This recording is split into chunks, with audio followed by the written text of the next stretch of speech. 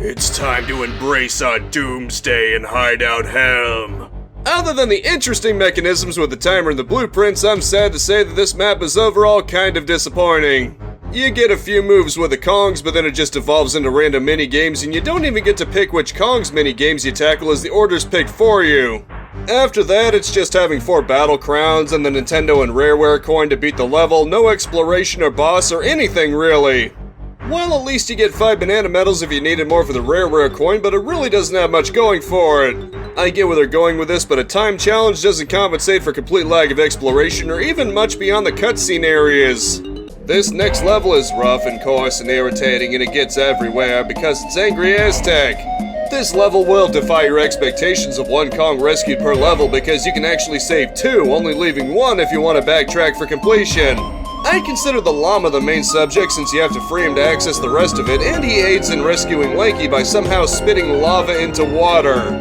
Perhaps the level's one real shortcoming is repetition, like entering very samey temples with all 5 Kongs for the golden bananas, and Dotodon is basically Armadillo but flies now. At least getting your instruments from Candy is nice, both for the extra melon and wiping out enemies with it. Overall, I'd say it's a good level on its own right, but doesn't feel nearly as varied for all the fun flying as Diddy or being invincible as Donkey is. It's time to embrace the darkness in Fungi Forest. For what I like about it, it's a nice aesthetic and has a good variety of golden bananas, from Tiny fighting a spider to Diddy following an owl to Chunky defending a worm from Killer Tomatoes. Unfortunately, this map might just have the worst backtracking in the game, both changing Kongs and changing it from day to night, as cool as that mechanic is. There's even a rabbit you can race with Lanky that needs a power from a later level, so you have to backtrack to the level if you want to get all of them. It also reuses Doggadon, though at least it's more unique from Armadillo this time with a sinking platform and going giant and punching him down. Ultimately, the level has a lot of good going for it with a lot of interesting mechanics, but it certainly could have been a lot better about respecting your time. It's time to get lost and juggle Japes. Being the first proper level, having a boss and collectible bananas and whatnot, you only have access to Donkey and Diddy after rescuing him, so there's a lot to backtrack. Perhaps the most interesting is inside the mountain is Diddy, that has you going up conveyor belts and ending up in a minecart minigame, but Tiny Shrunk area is interesting too. While Armadillo isn't the toughest boss, only having 1 melon does mean you're granted less room for error, so he can be a little daunting. Reintroducing Rambi as a power-up was also pretty satisfying, smashing huts in a wall, even if it's confined to a small area. Overall, it's a very solid map, both for the introductory phase and for backtracking too once you've gotten the other Kongs with good variety. It's time for Thrill of Night and Creepy Castle. You can tell this is the penultimate map and last normal map because it's full of platforming over the void, so you have to be careful. It has a good amount of variety in its challenges, from RC racing to jet candle lighting to sniper target practice, which is a plus. The boss is a cardboard cutout of Rool that manages to pose a decent challenge, especially at the end when he's jumping around. The entire castle has that vibe, with Kremlins wearing bed sheets and a museum suggesting it's not so authentic. Between the various challenges and requiring 400 bananas, it's fairly demanding and has a good creepy vibe with foggy tombs. It's time to marvel at the cave-ins in Crystal Caves. The main gimmick of this one is random cave-ins from a giant kosha. Thankfully though, you can eliminate him, and I highly recommend you do.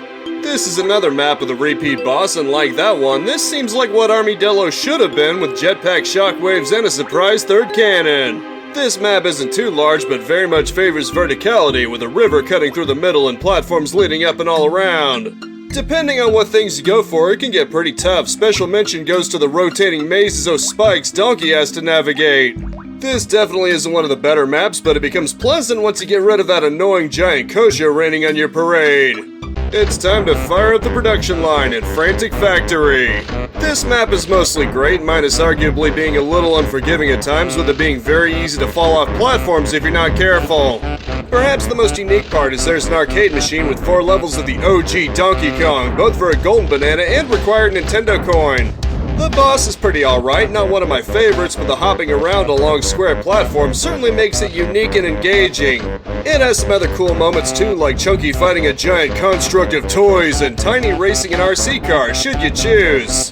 Overall, it's an engaging and thrilling map with a lot of twists and turns and a pleasing factory toy aesthetic.